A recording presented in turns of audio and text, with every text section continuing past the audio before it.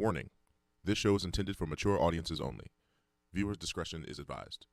This show may contain strong language and sensitive or controversial topics. We are not attorneys and are not providing legal advice. The views and conversations are our own thoughts and feelings, and therefore, purely speculation.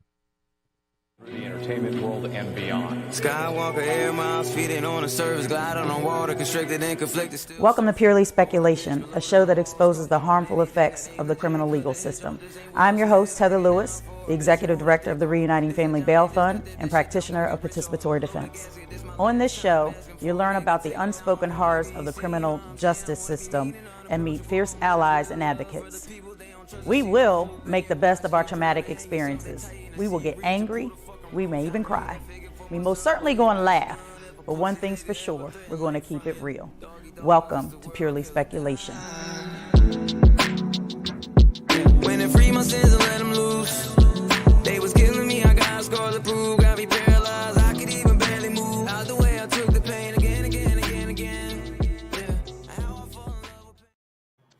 Hey, y'all. Sorry we're late. We had some technical difficulties. This is the authenticity of a live broadcast, and we want to keep it 100 like we said we would. And so, again, we apologize. I'm sweaty and it's hot and it's all kinds of things. And so we have a super powerful guest on tonight. But what I want to say before we get started is about 35 million people live with drug use disorders in 2021, and about 45% of those people have co-occurring mental health disorders. So that means they have substance abuse and mental health disorders. And fortunately or unfortunately, that impacts a lot of us. And in particular, our guest tonight, who is a phenomenal artist, phenomenal woman, phenomenal wife, phenomenal mother. And I want to welcome you and introduce to you all, if you haven't met her, haven't seen her work, Maria Maneos. Hello. It's nice to be here. Thank you. I know we've had like a sporadic journey with each other, right? Through counsel. Yes. And the work that you've done. And I thank you for like answering when I'm like calling you out the blue with some crazy idea. But hey, I love it. Right? That's the life of an artist. Like you just get inspired and you roll with it. Yeah. What happens? So we're going to see what happens with this show tonight. We're just going to roll with it.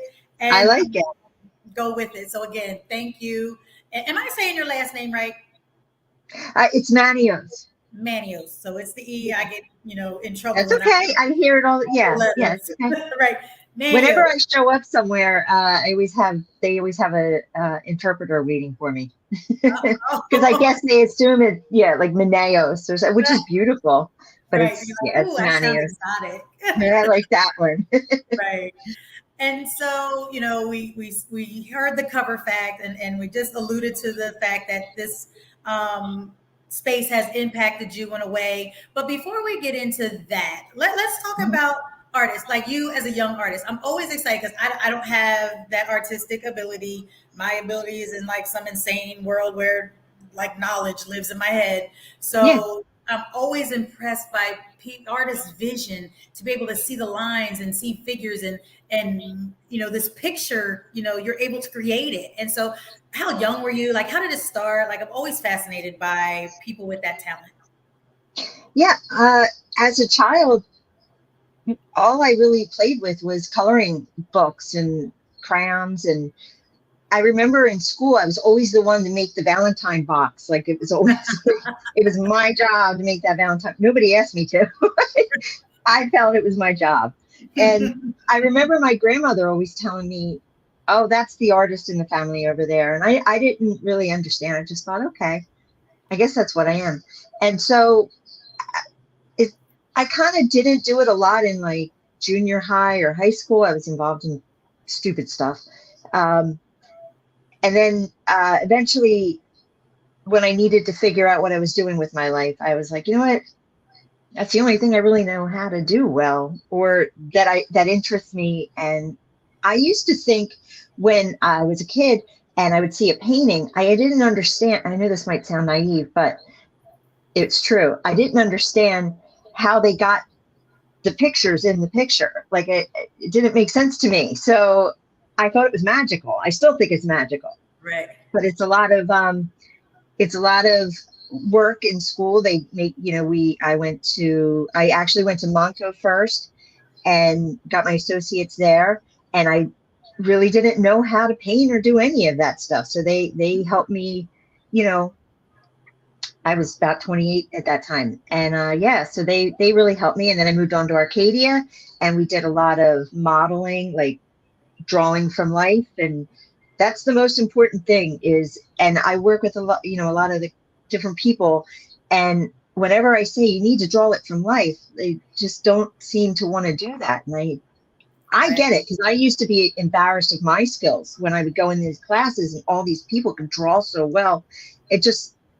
I was intimidated. And then as time goes on, you start to realize how important it is. And now that I haven't been painting from life as much as I used to in school, I still have that eye to be able to see things better now that I had all that time learning it. Right. So that's amazing. That's amazing. So I too went to Montco, right? And so after I'd gone through, before I got my master's, after that I was taking some classes, and I guess when they had the art studio. And so that was the first time like I said, I don't have that artistic natural talent, but the mechanics of it, I was able to create some things that looked relatively. I said, yeah, when you concentrate and that's your objective, you do it. You'll do it. It's just not your thing. Everybody can, if that was your interest, you would probably be the best at it, but you're doing best at your thing. So exactly. That's how we are as people. We just are all different. And the artist is just doing what is natural for them. Right. And usually. And look at that. So you were, not this, technical, you went to school and they taught you some things, and here you are now an award-winning artist, and you've got work. And I'm jumping ahead and I'm revealing all the little goodies. But I'm excited about it. I'm like, I won. yes, claim that. Don't be shy. As we say, we don't dull our shine for nobody. No, I worked on that before. I'm here for it. I'm here for it. Nice. And so, so did anyone like discourage you? Because you always hear, or I see in movies, like, about artists and dancers, like the arts, people are always worried about making a living. So did you have like a day job and then do your art on the side, or what did that I did. So I went through a divorce, and at the age of 28, when I had to decide what I was doing with myself, and I knew that I wanted to go to school because it was always so important to me. I always felt, I don't know, for me, I always felt less than. I felt I needed to do that for myself. And so I went back to school. I forget the question now. What was the question? Like your day job and so I had 2 kids that I had to raise because I love them and I wanted them to, have a good life. And I thought, well, the best way to do this, I was bartending. Ironically, I was bartending at Marabella's when it was in Bluebell. I used to work there. And then I went back to school. So I was going to school part-time, and then I was cleaning houses as well in between, so I could go and get the kids from the bus in time, that I didn't have to have a job that would make me have to be there at a certain time. Exactly. I was able to coordinate with that, and I had the most wonderful people that I worked for, and I did that for a long time. So I think that's the norm for artists, right? They need that flexible schedule. So they're usually bartenders or, in the service industry, anything that they could have that flexible schedule to be working nights or days or whenever. And, that's what gets, folks through. That's what I had to do. Not as an artist, but as a entrepreneur, as a young professional in the nonprofit world. I had to have multiple jobs as well. Yeah, right. being a single mom and all of that, like we do what we have to do. And I think that adds to the beauty of whatever it is that we're creating. So whether it's, programs and support for families, or it's art to beautify the world and the world around us, I think that adds to it. They always say, when nobody knows, what it's like to struggle. Like you can't appreciate the sunshine without the rain, right? And so I think so we appreciate and see things for the beauty that it is. And I want to shout out some of our folks that are in the comments. Cool. Fox. Yeah, so we got our New Orleans folks. Ace, I imagine Ace is one of your folks. Oh, so, Ace is here. Oh, yes. Ace is new to Brush with the Law. He's going to be he's going to be he works for Brush with the Law. Well, he works for Maturity Works. That's a whole other thing, but he's going to be working for Brush with the Law at Hope Works.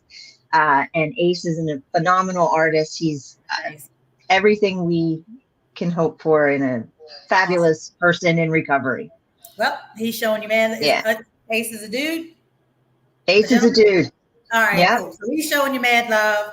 Oh, my buddy David just popped in. He was like, I want to let you know that David's here. So my buddy David, who definitely is a huge supporter, and appreciate him checking in. So share with us, how the opioid epidemic and the dual diagnosis and all of that started to creep into your world. Well, I didn't know it when it happened. I was 20 years old when I met my first husband. I'm married again. You met him second, but my first husband, I was 20 years old. He was his father was a developer, a land developer. They built homes. We lived in this big house, and then he got into a car accident, and he was prescribed some medication, opiates. And when was this? Let's get a timeline, because that was 1991, and I didn't know what it was. I didn't know, so I kept calling the doctors and saying, "Hey, this doesn't seem right. He's like nodding out. He can't go work a machine, and he's not even doing. He can't even stand straight." And they just said, "Well, that's just how it is. This is his medication. This is what he has to take. He's not addictive. All this stuff." So I didn't know. I was a kid. So that was it. And it just got worse and worse. And then I had, it was time for me to leave. So I had to move on. And then, I had 2 kids, and I was trying to work and do what I had to do. And then they didn't have much contact with him. So I thought in my head, okay, well, it's going to hurt. I understand. I grew up without a father. I had my grandparents, who are lovely, were lovely, they're my heart, so they're still lovely. So I thought, well, okay, that's going to hurt, but maybe it's for the best. And here, so we just moved on with our lives, and, I knew they really missed him. But when I went back to school for my master's in fine art, I went to PAFA, which is in Philadelphia. I started noticing something with my one child, and I could see where it was going. And that's when I started to learn more about the whole addiction, mental health. I didn't know much. I didn't know why. I wanted to know why. And I thought, well, the best way to find out why is to be with people who are dealing with this, who are living this.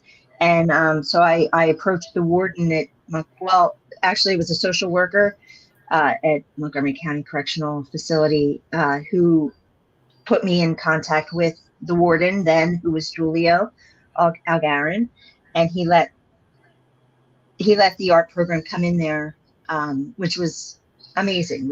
I met the most beautiful people, and we had a great time. It was real. They could feel free in there, even though they weren't physically free, but they were free. Right. And they knew they were comfortable, and we had an instant bond, and everybody wanted to come to the class, and I couldn't wait to get to the class. And then we did murals all over the jail. It was a great program, and I learned a lot from them. And I think they learned from me too, because I don't I don't know. I think they did. I think we all learned from each other. We still all have contact, and Oh, nice. it's good stuff. So yeah, I went there. I started to learn, and he was being incarcerated. He was out of control, and I just wanted him to live. And unfortunately, that was the only way it seemed he could, was if he was in jail. Right. And it took me a long time to understand that. Like, we used to go to Eastern State Penitentiary and walk around the cells and see all the artist installations, because they're amazing and everybody should go see them over there. Right. And this was probably about when he was 13 and my daughter was 11. Anyway, we would go to Eastern State, but never did I think like any of us would be incarcerated or living a life like, that would lead to that. And when it did, it was just a lot for me to take in. And now for him, for all of us, it's a family thing. And so that's how I learned. And that's how I tried to cope. And art has helped me with that. I went to school for fine art, but here I was torn. I was doing work at the University of Pennsylvania, working with people who were missing limbs or PTSD and all different kinds of dementia. And that's where the idea to take it to the jail came from. Nice. So were you already kind of recognizing earlier on that art was a good therapeutic outlet for folks? I didn't even, yes, I definitely did think that. Yeah. Okay. I didn't know how, or I just knew it was something that everybody could do, and you didn't have to be verbal. You can paint and not have to be verbal. And no one ever had to talk if they didn't want to or share anything. We just would work. We would do a lot of Greek mythology classes and learn, like they would tell me what stories they enjoy, even poetry or whatever. And we would just all get into different things. And it was a really exciting thing. And Ace made a comment that there's no bad art. And I can agree with that when you're in a safe space. And so that's one of the things that we really work on, in our group. And so the work that you're doing with folks that are impacted by that particular system or that particular situation, right, with opioids and whatever substance abuse and the mental health, like they're all going through some type of experience. They can share their experience. So if there's something that is happening that you don't recognize and you share it, they're like, oh, this is what that is. Like, you know what I mean? It's that shared experience. Mm-hmm. So now you have this safe space, which I think is great. And that's where, you can do bad art and it still be good art, right?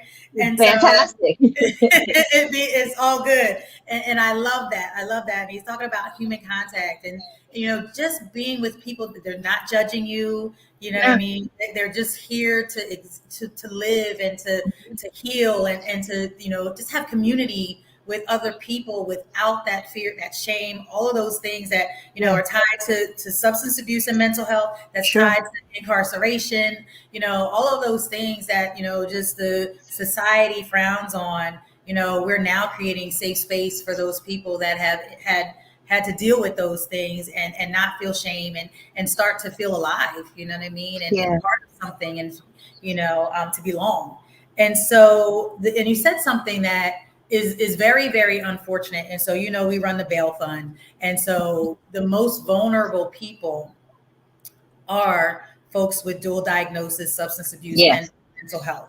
But they're also the ones that are assigned $5,000 cash bail or $2,500 cash bail for retail theft. And, maybe you got into an argument and now you've got these simple assault charges and they're sending you to jail for, $5,000. And that's not what's supposed to happen. But you said something, and I had my daughter is down at PIC in Philadelphia, incarcerated. She has severe mental health. She's manic often. She is in solitary confinement or in the majority of the time that she's been there. And just like you, at least I know, and safe is a relative word, right? Yeah. In the street, she's not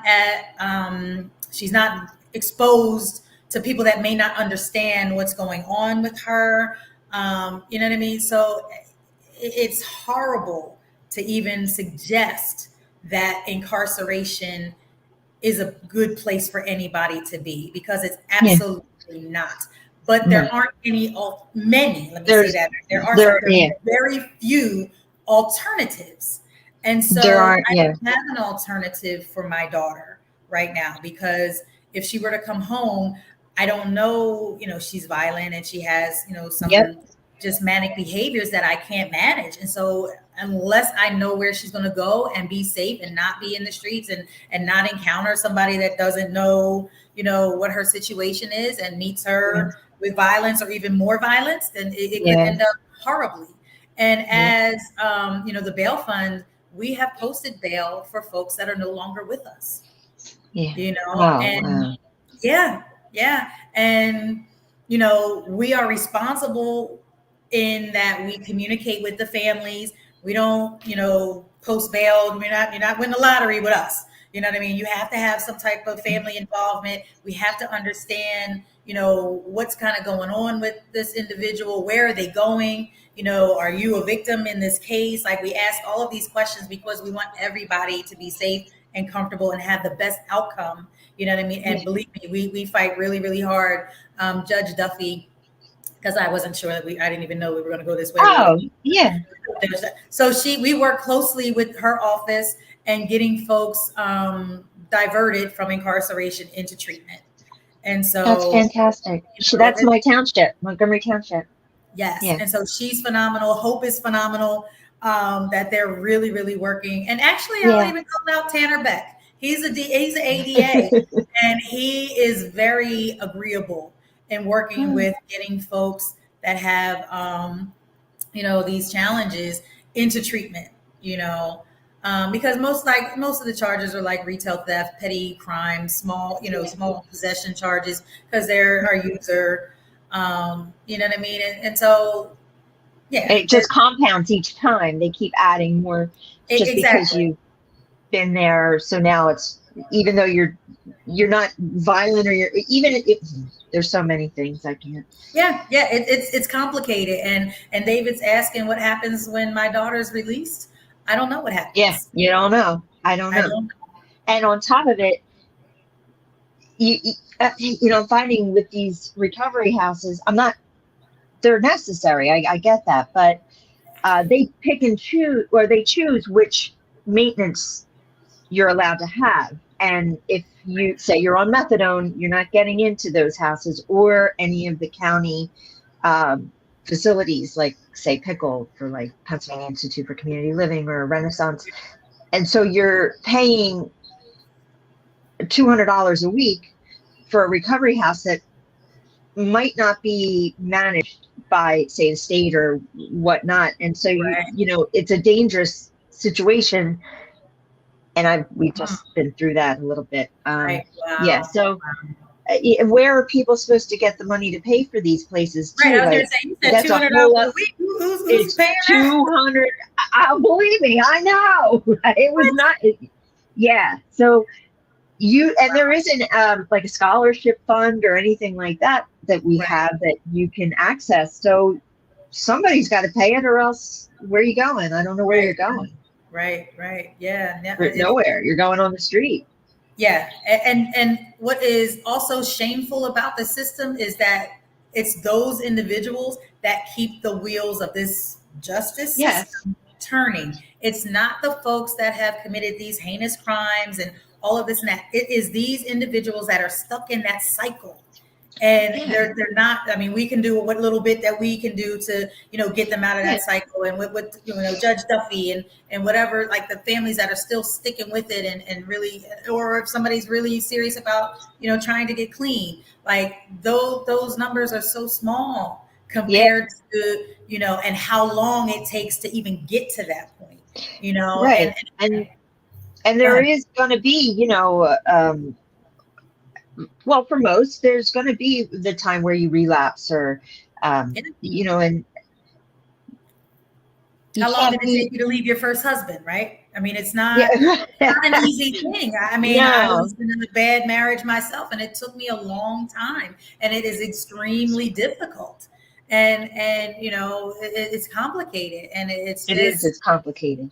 it's so complicated, and the systems don't make it any easier. No. And I was talking with someone else too about this topic, and they also said that law enforcement, no another organization, or will step in and help until that person commits a crime. Like you Yeah, can't even get them help. Maybe you and I were talking about it. Like they have it's to in my commit a booth. crime. Yeah, you have to Yeah, commit a crime first. In fact, and I don't want to. I'm grateful that he's with us, and but I didn't understand why in a time where mental health breakdown was happening along with substance use at this involved, why I was calling the police. I tried everywhere to call, and you can 302 someone. Okay, so now they're 302'd and they have 72 hours in there, and then what? But to call the police, and then it got me hoping sometimes that he would commit a crime so that they could take him, because they would say, right. let's hope he commits a crime here so we can take him. And I don't need to pick on the police. They're doing their job. I get, well, They have limited I resources too. Their hands are tied. yeah. And it took me a long time to get to saying that, because I Right. used to be really angry. I was very angry. And I know that when they would come here, they would be like, oh my God, we got to deal with this woman again. Yeah. So, and I've become very quiet since over the years from it, because I guess you just learn and learn and learn, and Right. there's only so much you can do. Right. Well, but I didn't understand that. So let's talk about your art that relates to, because this isn't all that you do, right? You do other artwork. I do a lot. You commission things, but we're going to talk about the work that I guess is a direct result, or maybe it's the catharsis or the therapeutic piece for you, that you started creating these pieces specifically around the opioid and the heroin use. Yeah. Like talk a little. Let's I can't see because I done lost my glasses. 4/6/4/2/2016. Yeah, that was. I'm doing my research, and I'm like, all right, like that. It took me a little bit to figure out, like, that's as I read. Yes. So that came about actually from, and he's the guy.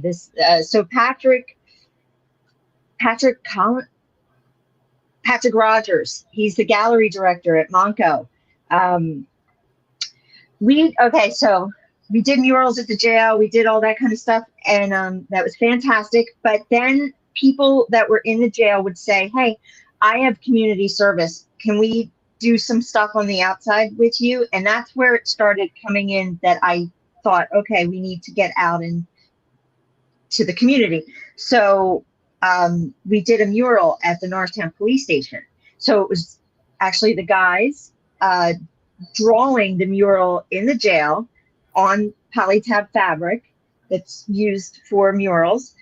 And then I would take that piece and take it to the Norristown Police Station, and people on probation and parole and volunteers, people in the class that, were now out, and the police would paint this mural.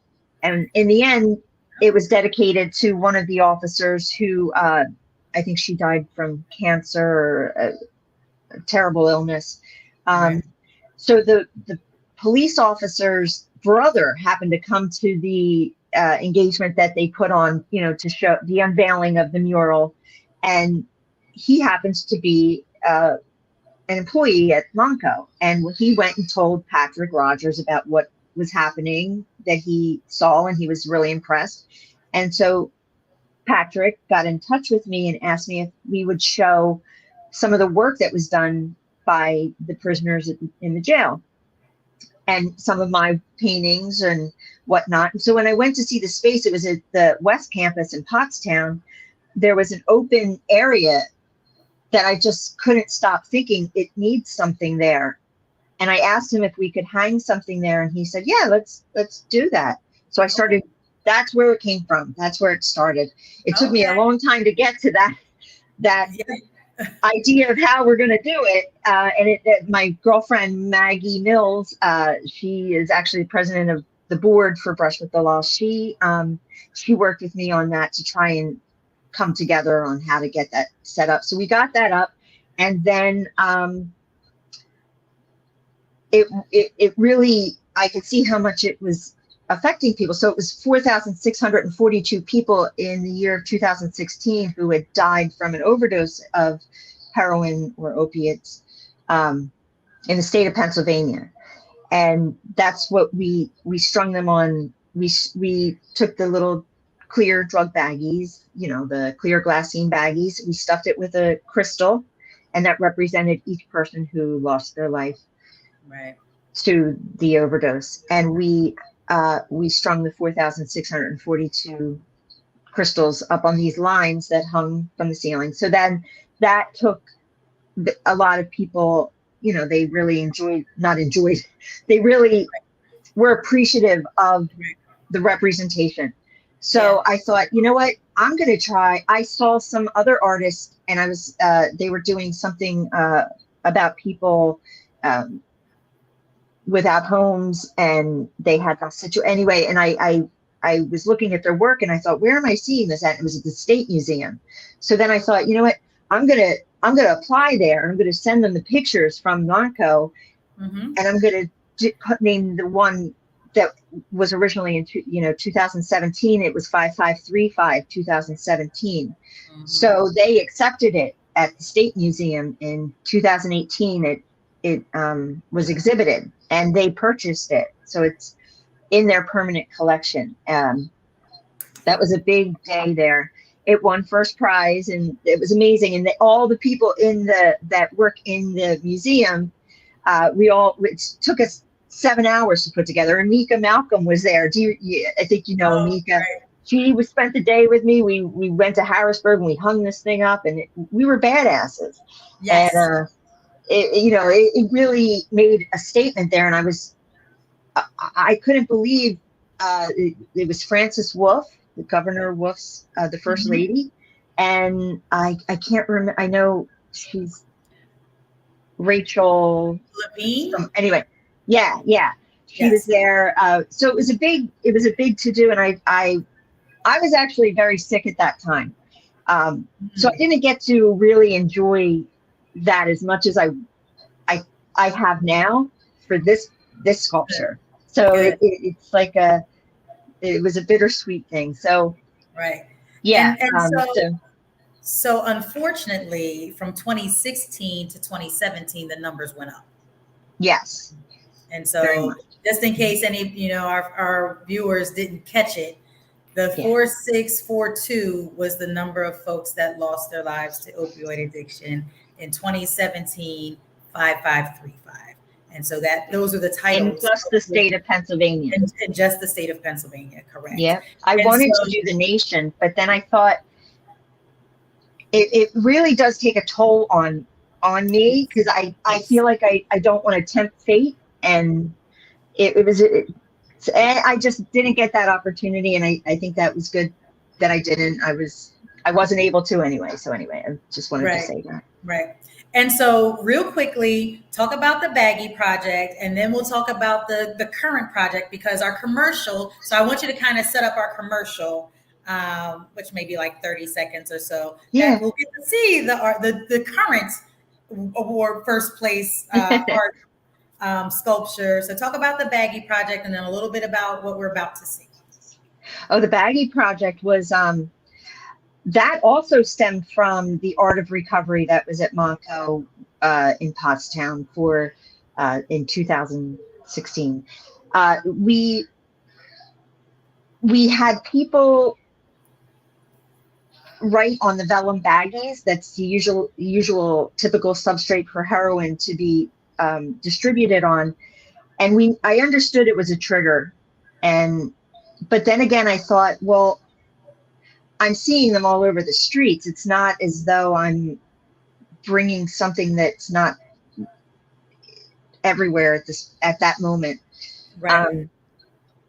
So we we have thousands of people who drew on them, who wrote their messages to people who were in active addiction, or family members who lost people, with they would write their names on them. And then we placed them. Well, we did two versions of it. We did one on rice paper that, was just like on against the wall. And that was what we did at Monco, where we had the vellum baggies, stamps, I guess they were called. We had pens and whatever necessary, so people and students could write their words and pin it right up onto the baggie project. Right. And then we had a lot of different, Ryan Schwager from the Penn Foundation, he's also on board. He took it to the Penn Foundation. He had people, working on it, and a lot of the board members did. Hallie, she did it. And at the jail, they were at the jail writing their messages from there. So then Harrisburg, after the first exhibit with the chandelier, the Art Association of Harrisburg asked if, similar to what Monco did, the Art Association of Harrisburg did it.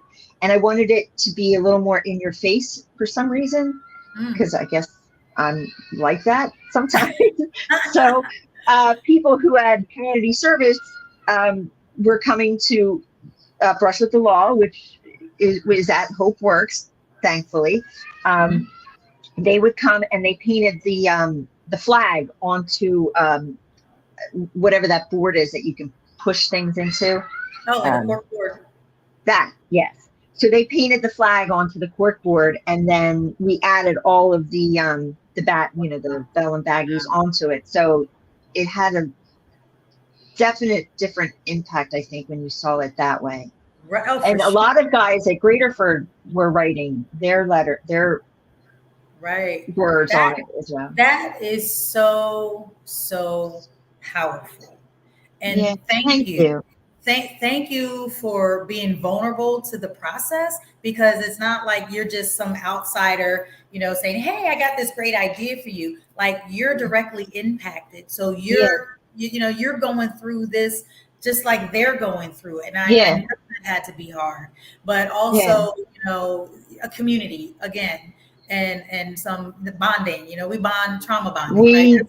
Trauma bonding. That's there you go. It's called trauma bonding. And we do it. And I don't know, I'm not a therapist. I don't know if they say that's a bad thing, but you know what I mean?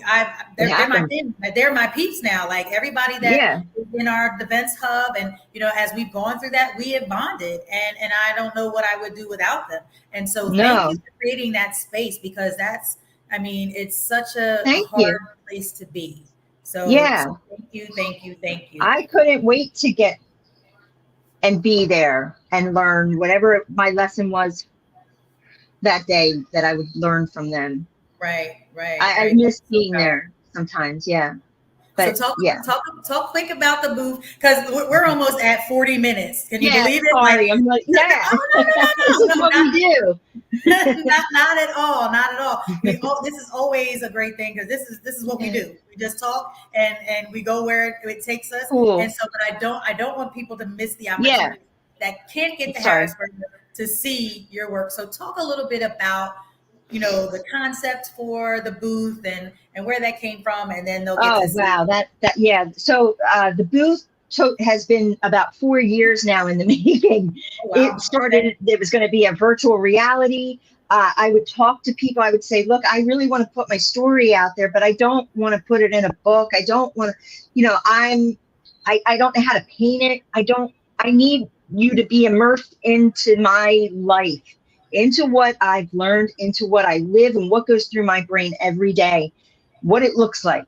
And that's why I kept thinking virtual reality, but I don't know how to do virtual reality. So I had all these meetings with people who have virtual reality, and I thought, well, that's not my work then, it's their work. So then I was, I got a fellowship with the Center for Emerging Visual Artists in Philadelphia, which is amazing. And I can never thank them enough. And I would have, a talk with Genevieve, who's in charge of the artists, and she would work with me and just talk to me. And it's not that she was trying to push her points or anything, but I just needed to figure out how to do it. How was I going to show this? And I suddenly turned to my right here where I'm sitting, and I saw microscope slides, and I thought, well, that could work. I could print on those microscope slides because they are natural and they point to science and they point to biology, and they also make a point about magnifying what you can't see without an aided eye. And from there, I thought, okay, now I'm going to make a booth. I kept seeing a phone booth. I kept thinking it's a confessional. Somebody's going to go in there and tell their confessions. And I thought, no, it's my confessions, and I'm going to build a booth. But I didn't build a booth. My dear friend Maggie Mills and her husband Ben built the booth. We built it. You know, he would listen to me, and he built that booth for me. And yeah, so we lined. He did it. Then we brought it home, painted it. It's got metal in there, and I had to figure out how to get those magnets on this booth. How was I going to fill it? I don't want to glue all of them. It's going to look ridiculous. Right. So I came up with magnets, little tiny magnets that he lined the booth in metal, and we painted it white, and then we put little tiny magnets here. Here's one.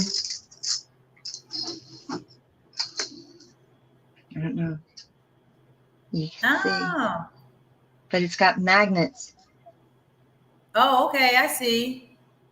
So yeah, we I printed saw these. them and I was like, what is that? Yeah, silly me, I'm that's thinking it's it. nails. I'm like, I can do nail that. these things on here. You nailed them in. Now they're little tiny magnets, and that took forever to try to figure out which size and where to buy these. Where am I going to buy 8,000 magnets? Because we had to put 2 on each, and there were 3,500. Brilliant. Brilliant. That's how they got on there. Brilliant. So that's how it was a lot of people that sat and listened to me go on and on and on about how am I going to make this? What am I going to do? How am I going to do it? And in the end, here we are. How many slides? There's about 3,500 in there. Okay. Yep. All right, and a woman, an 81-year-old woman who used to work. Ace is taking her spot. She used to work for Brush with the Law through Maturity Works. Mm-hmm. She helped put all of the she would cut out the templates and put them on the slides. So that's how we got the writing on the slides, because to print them on the microscope individually would have been a fortune. And right. so we got the idea of clear vinyl, sticker paper, and we put them on the side. Yeah, just print it. Yeah. Brilliant. So there you go. Brilliant. Okay, so a lot of people. We're about to see and I was blessed to be able to go up to Harrisburg and see it and see you get your award and all of that. It was great. And so here are some of the pictures that we have from Sunday.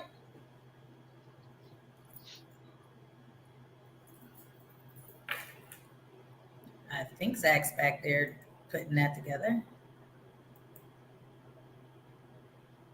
Zach? Oh, where'd he go? Oh, he said 1 second. Love live. You know, so sometimes it keeps it real. Sometimes it doesn't. You know what I mean? So go ahead. Yes. You're already.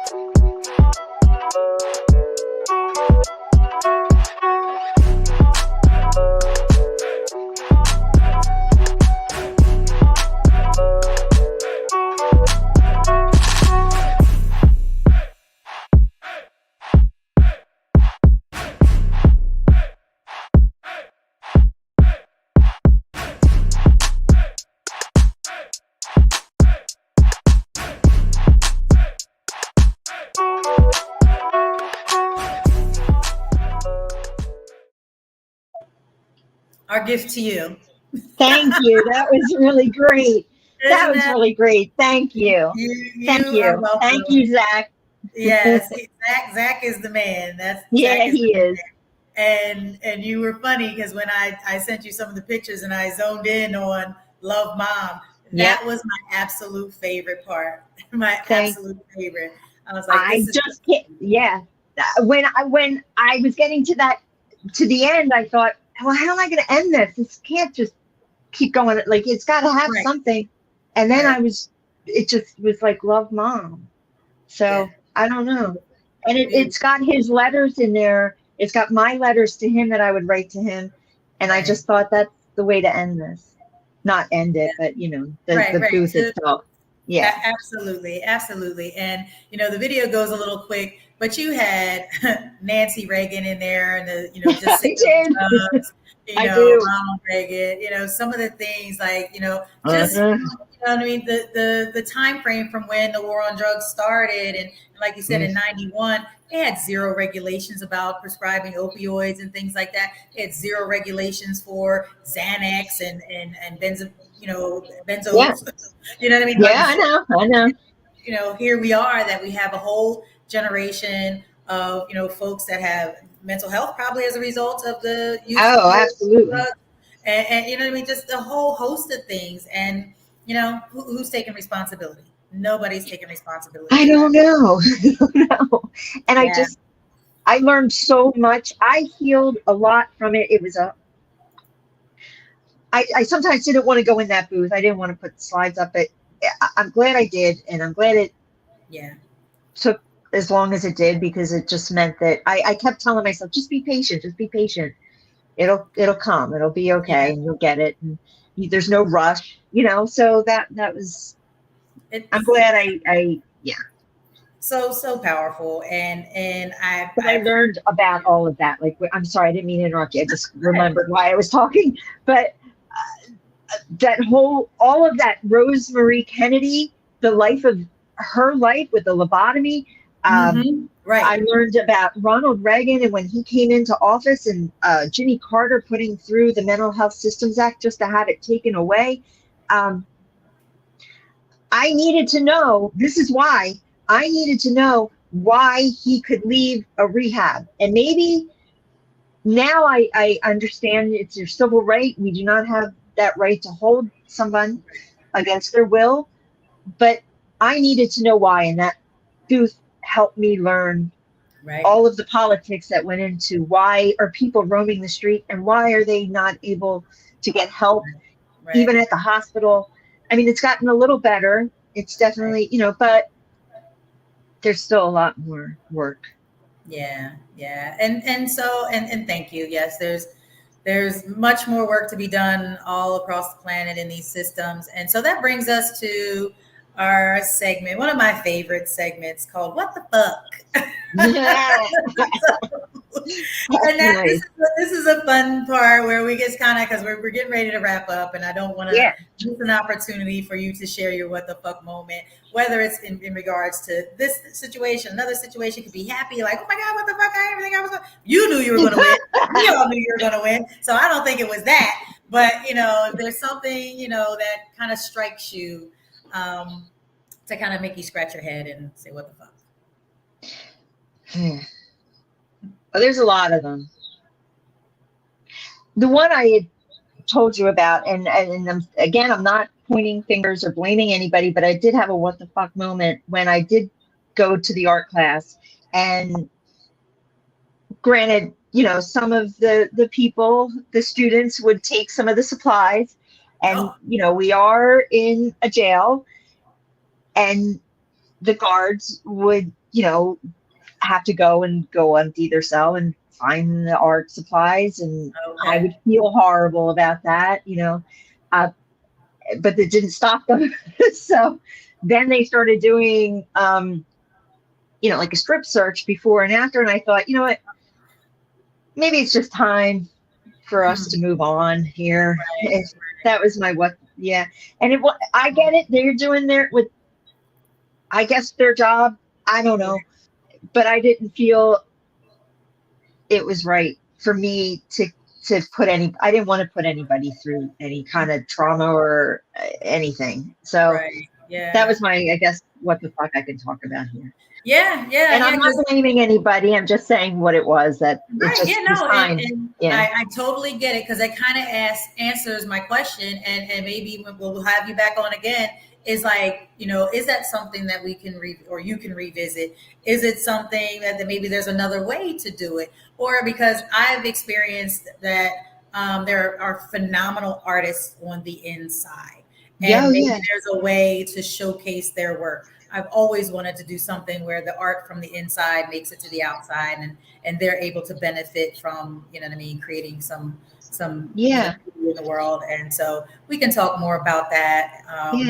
And have you back and see what we can do to figure out what we can do differently, and how we can support folks. And again, I thank you so much for thank you.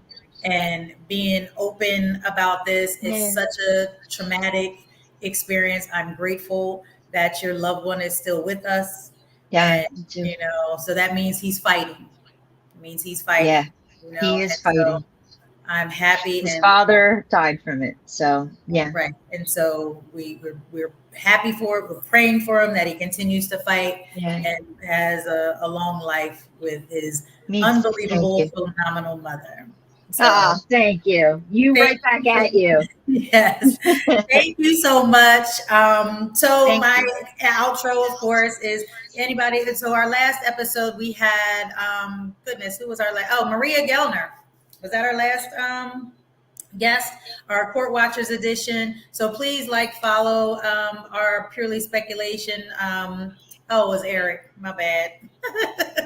And so and follow us on social media so that we can continue to give this information. I hope it's entertaining. I hope it's inspiring and, insightful, that people will want to continue to watch and learn in a different format and share it with their loved ones. And so, Maria, love you. Thank you. Thank you, everybody. Thank you. Busting it up and keeping it lively. And until next time, thank you for watching.